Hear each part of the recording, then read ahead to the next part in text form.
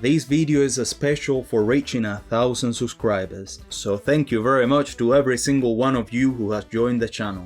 But also because it's my birthday and there are 5 things that I absolutely love. Stories told through movies, series, literature or video games. History, Spain, the British Isles, and last but not least, video games. So I thought, why not combine some of these into a single video, the second and the last, and thus this video was born. So welcome, today I'm going to talk to you about 5 historical video games, giving you some historical context so you can enjoy them if you're interested.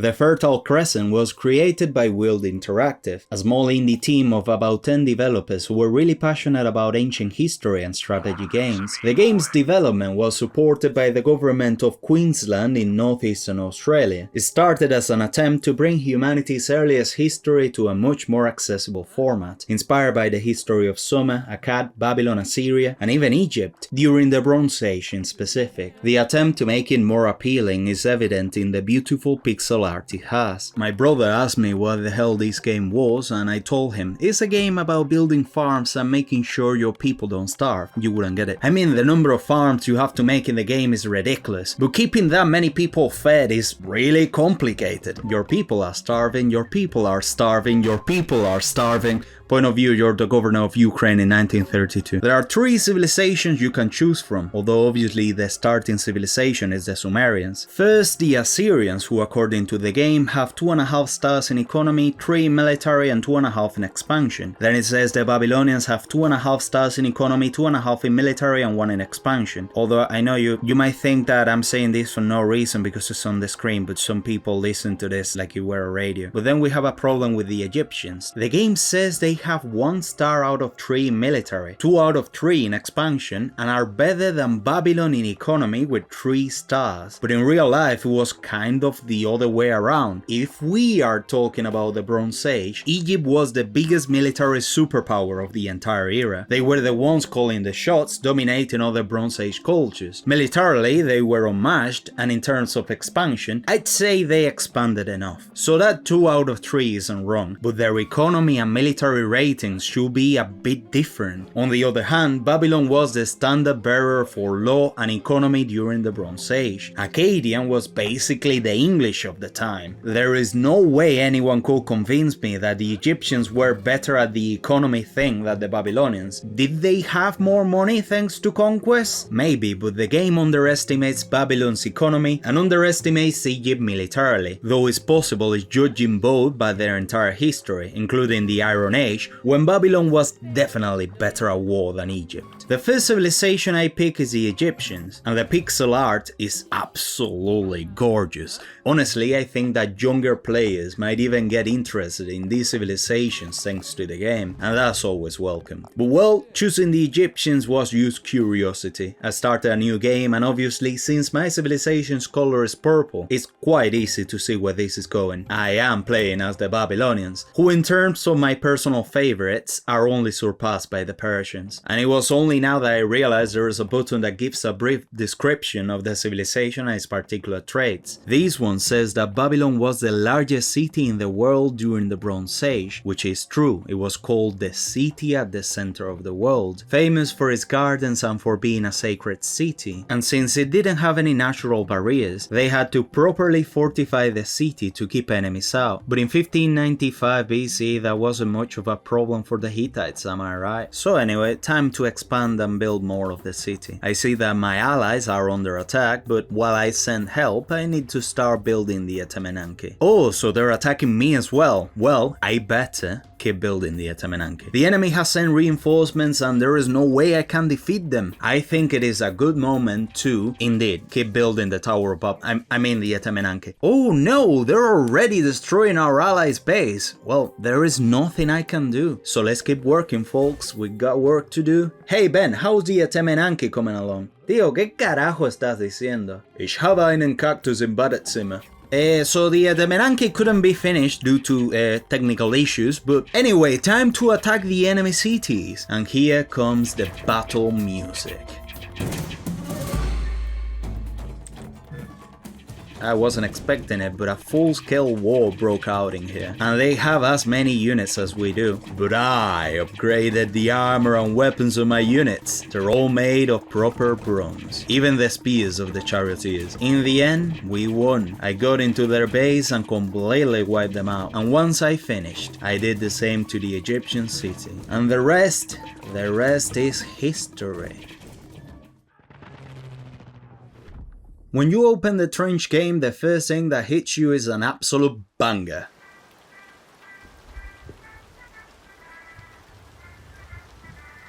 Which I have no choice but to listen to while my internet loads. We're right in the middle of World War I, specifically on the Western Front, where the Germans and the Entente clashed in one of the most, for lack of a better word, disgusting wars in human history. The objective of the Frontlines mode is simple: reach and take the next trench, hopefully at the cost of ridiculously high friendly casualties. Don't expect to be using a machine gun, an assault rifle, or even a semi-automatic rifle, because Verdun is the shooter that takes you from kid to adult, since you'll be playing with a bolt-action rifle the overwhelming majority of the time. Each magazine has 5 bullets and you have to wait between shots. And you might say, a tiny bit inconvenient, innit? And my answer will be, you have no idea how extremely satisfying it is to actually hit the enemy, who doesn't need 4 bullets to die like in so many other shooters. No, 1 shot to the chest and they're done. And sure, playing on the Western Front is horrible,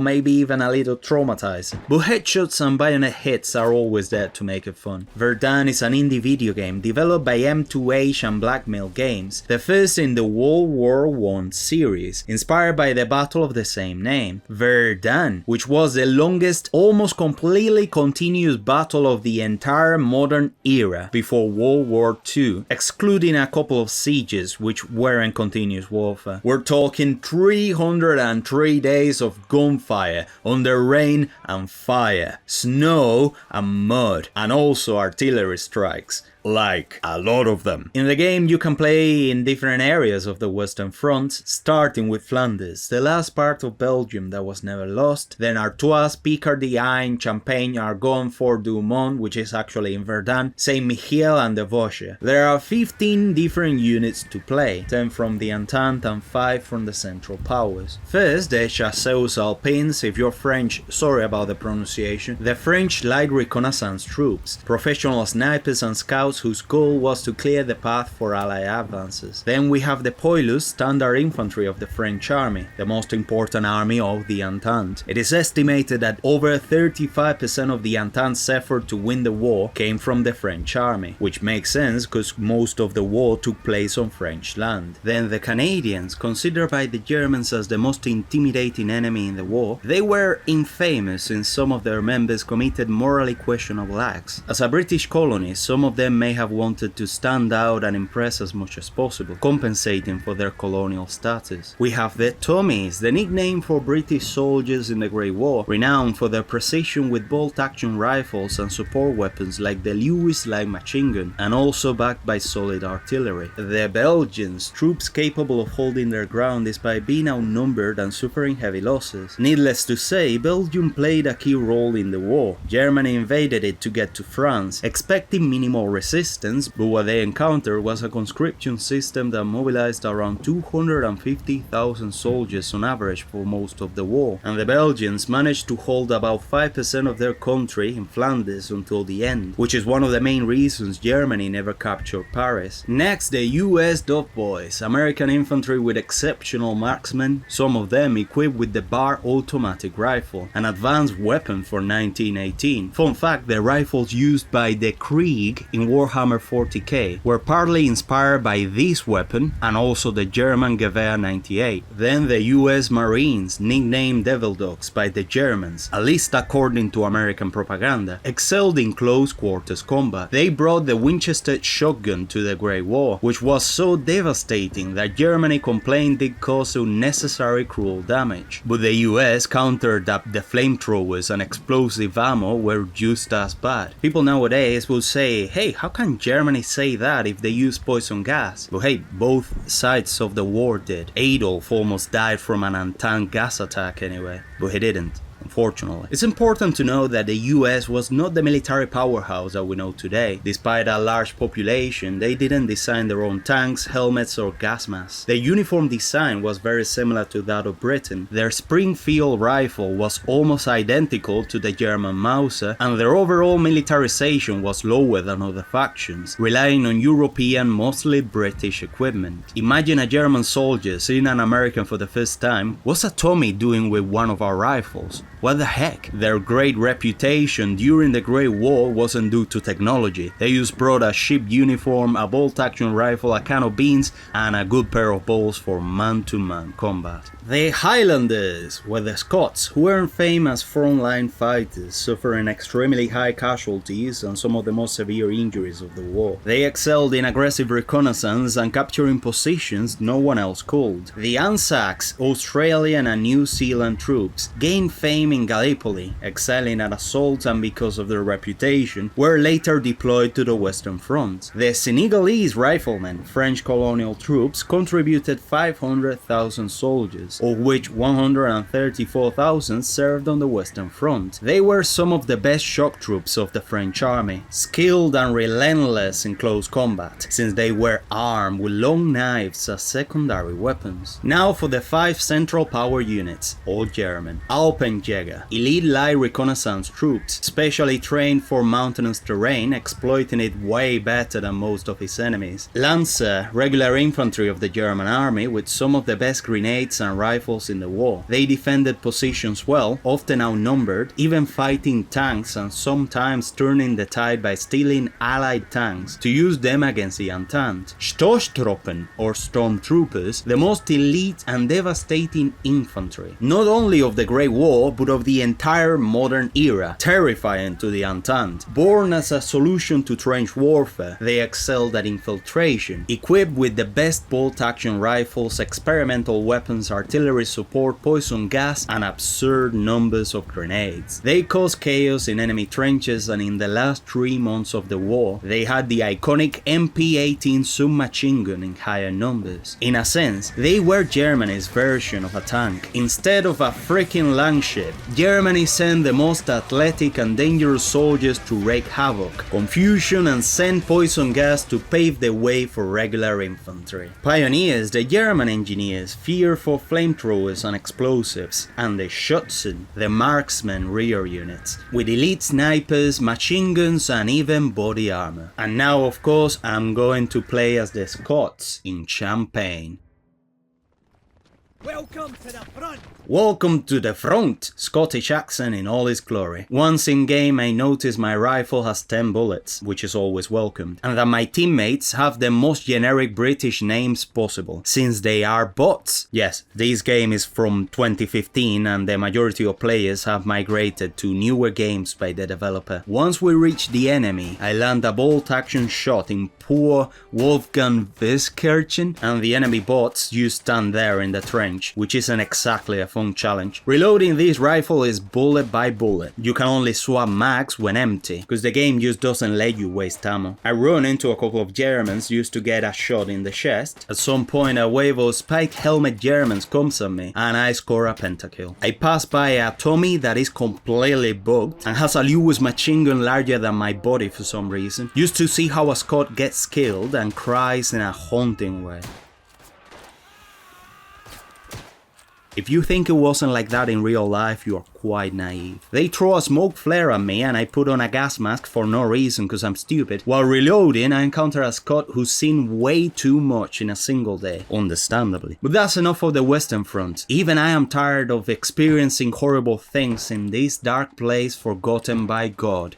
So why don't we head to the Eastern Front now then? In this game, instead of fighting in the Catholic and Protestant lands of the Western Front, we fight on the Eastern Front, the Baltics, Poland and the Balkans, battling across Orthodox and Catholic Polish lands. The fronts include Dobruja in Bulgaria, Romania, Ukraine, the Carpathian Mountains, Przemysl, I have no idea how to pronounce that, Slavic Galicia, Poland, Prussia and Lithuania. Here there are only 7 units. The frontovik, the standard Russian soldier. Brave men forged by Mother Russia, mostly Christian, often devout, with strong ideals and the hope of returning home to a future. Sadly, they were mostly led by generals and a Tsar whose incompetence reached historical levels. A prime example is a battle before trench warfare became standardized in the Balkan War style. Tannenberg, the battle that gives name to this game from 2019. The Russian general Samsonov ordered his troops to advance while Allied communications were cut, neglecting cooperation with another general, allowing 2 armies to be surrounded and almost completely annihilated, leading that general to leave from life in a forest because of his decision. This wasn't an isolated case, but one of many that led to the loss of millions of strong men, who wouldn't be there later to defend their land from the red tide that was approaching. Then we have the notorious Cossacks, criminally underrated. Soldiers with traditional warfare tactics compensated by utterly brutal behavior. So disruptive, they sowed chaos in enemy formations, especially with their iconic Shashka blade. The Romanians, well trained but outnumbered, although defeated by the German invasion led by the legendary General von Mackensen, they were actually really helpful to the Russians and Cossacks on the Eastern Front. The Latvian riflemen, allied with the Russians but fighting under their own rules, kept Germany out of the Baltic for most of the war until Russia had internal conflicts. They defended their homeland with ferocity and deep knowledge of the terrain, using tactics that were not exactly honorable but necessary. When it comes to the independence of your people, in war anything goes. The army of the KUK, also known as Austro-Hungarian Empire, included a plethora of nationalities on the Eastern and Italian fronts, 10 to 12 to be exact. Their army was chaos, led by a Habsburg government that was widely hated, guilty for starting the bloody war in the first place, often poorly fed and discriminated against. Even the non-Austro-Hungarian ethnic groups fought fiercely, earning their reputation wherever they went. They are today referred to as the worst army of the war, but that's definitely questionable because they accomplished many of their objectives. The German infantry, who need no introduction, defended their homeland until Russia collapsed under internal conflict. And the Bulgarians, what can be said about the Bulgarians? Or rather, what can't be said about them? They fought on the side of the Central Powers from 1915, and from the very first year proved to be Germany's most competent ally. Despite being the smallest country on the team, they displayed astonishing tactical ability and dominated mountainous terrain. They contributed enormously to defeating Serbia and expelling them from their country. Morally questionable, I know, but militarily remarkable. They also defeated Romania, Greece, and even handed the British Empire one of the most humiliating defeats in its history at the battles of Doiran, the Valley of Death. But anyway, time to play. As who? The question offends me. The uncomparable Cossacks.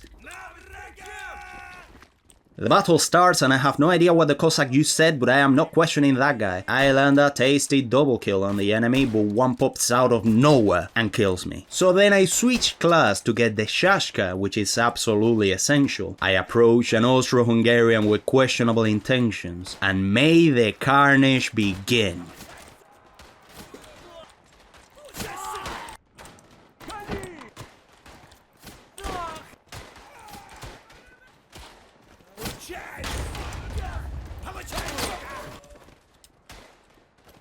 Time for the last trench game.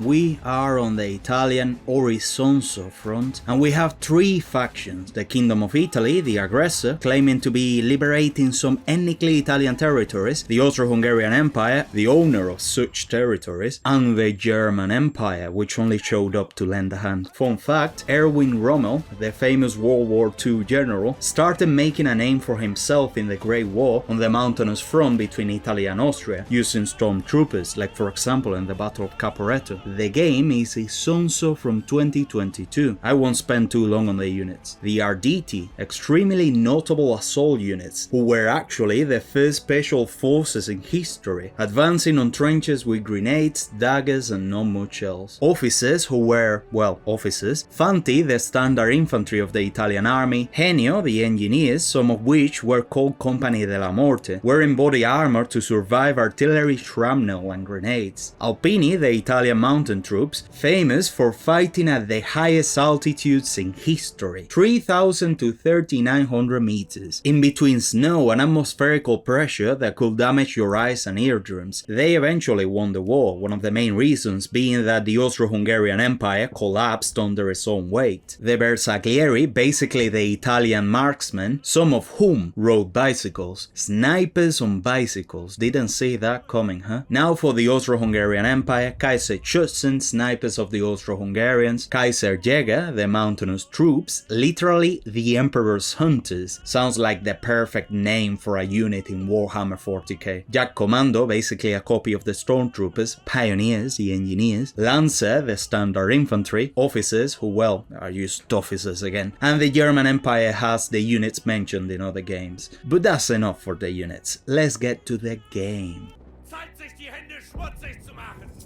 Wait a second, I recognize that uniform. Don't ask me why I have a German uniform from the Great War. I repeat, from the Great War. I had to play as the Stormtroopers, obviously, they're my absolute favorites, in case you didn't realize. So where we dropping, boys? What that guy you said means go, go, go, attack. $5 per German lesson every Thursday. One of the first things you'll notice is how incredibly beautiful the game looks, especially compared to the previous two entries. Now that we've reached the enemy trench, what do? Obviously, throw a grenade into the trench. We're stormtroopers, it's our job. I killed 3 with a grenade. Even I was surprised, almost blew myself up by the way. I shoot an Italian in the chest and then get killed by someone with a silly name, Datu. So yes, we're playing against real people. This is not going to be easy. I encounter an officer with a pistol and a bolt action shot to his chest, another enemy comes along, another shot plus a grenade just in case. The bolt action shots in this game are extremely satisfying, and for some reason more enemies keep showing up in this trench. They make it way too easy. Now let me show you one of the most beautiful headshots I've ever done in this game. 106 meters. A bit more traumatizing screaming. Because war is hell. Then I score a triple kill at 130 meters, the 3 of them, and now I hope you don't mind, but I need to practice with the trench knife.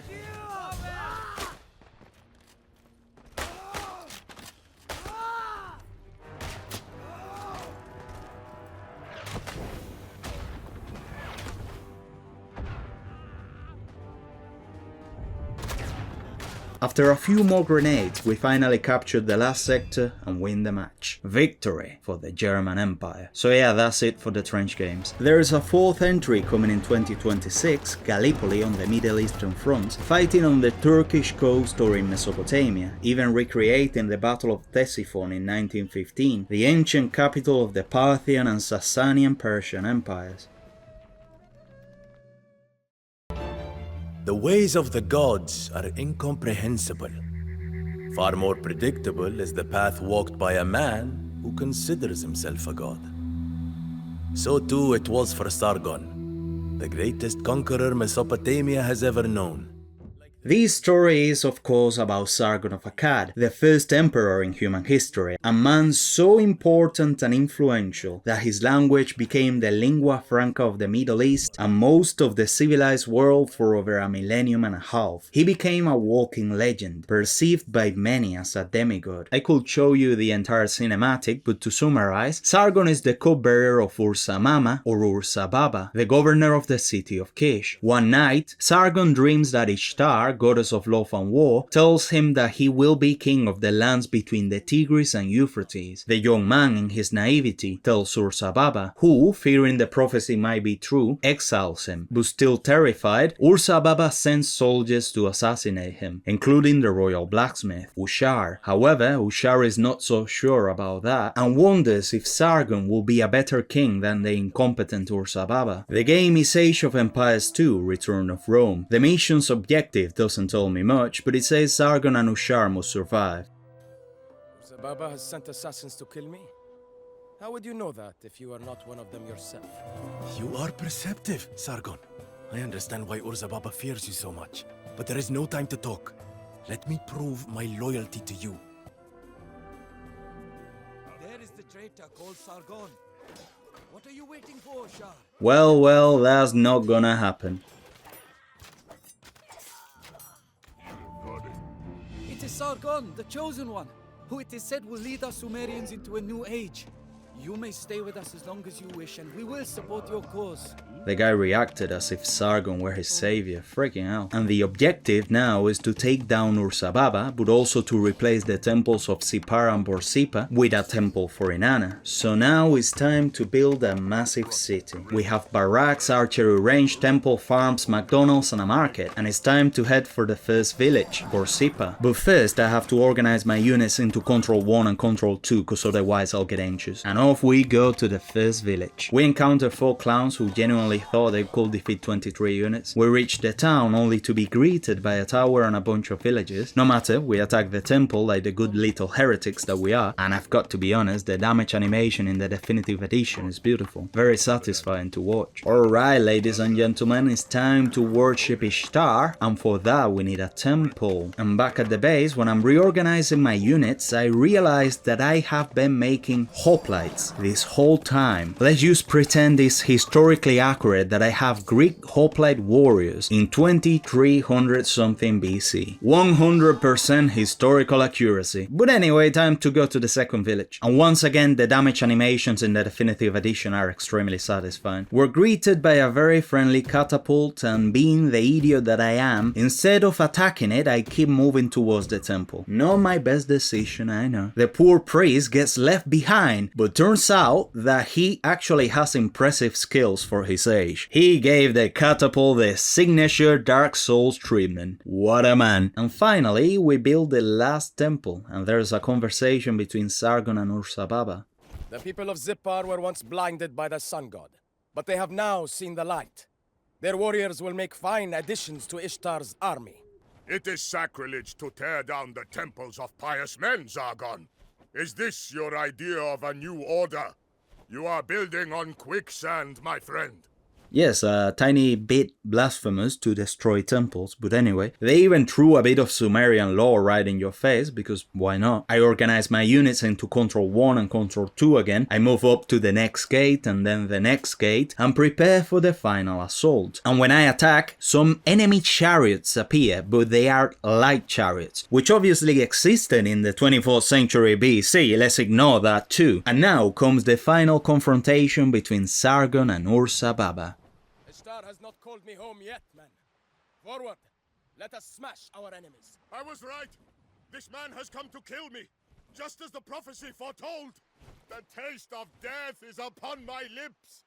All is lost. Once again, victory for Sargon. Urzababa is defeated. Blessed be the Akkadian Empire. As we entered the royal palace in Kish, I swelled with joy and pride. Sargon had triumphed, and it seemed that this man, blessed by Ishtar, was truly invincible. Yet in my quiet moments, I wondered if it would ever have come to this, if Urzababa had not expelled Sargon. Had we fulfilled a prophecy, or had a simple dream become prophecy, only after the fearful king sealed his own fate? Dreams and oracles, visions and prophecies. It seems that these mysterious forces can be as dangerous to those who believe in them as they are to those who ignore them. The story you just heard is only the first of multiple parts in this campaign, which has a very interesting ending and I definitely recommend it. The story balances entertainment with legends, because the historical record of Sargon is limited. We're talking about someone who lived 4,300 years ago. It's even amazing that we know as much as we do. And that's it for the historical video games. This format is completely new for the channel, but I might make some more videos like this. The next one is actually going to be an iceberg of alternate history, which I'm very excited about. I was very excited about this one as well. It was very fun to make. But anyway, it's been a pleasure, as always. show.